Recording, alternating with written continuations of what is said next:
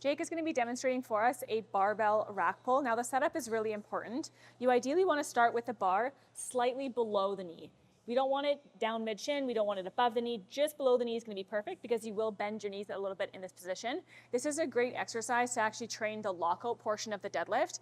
It's not a great exercise for training the lengthened range of a deadlift position because we're obviously not going all the way down, but it can be great if you're rehabbing your body from a lower back injury because we're starting from a little bit higher up and there's less obvious strain on the lower back.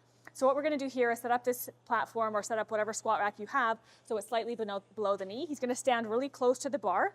He's going to have his feet about shoulder distance apart and he's going to grab outside of his knees. So not to the inside, on the outside, about shoulder distance apart for him as well.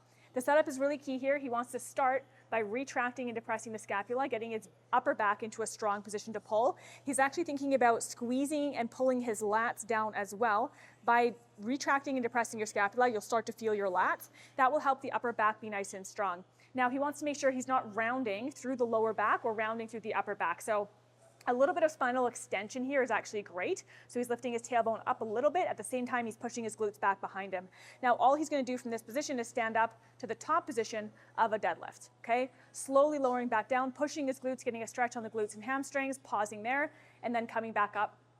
Good. As you can see here in this top position, he's not allowing for the shoulders to roll too far forward. He's actually keeping his upper back nice and strong. Good transfer of force right through the axial system all the way down into the floor. So that's how you perform a rack pull.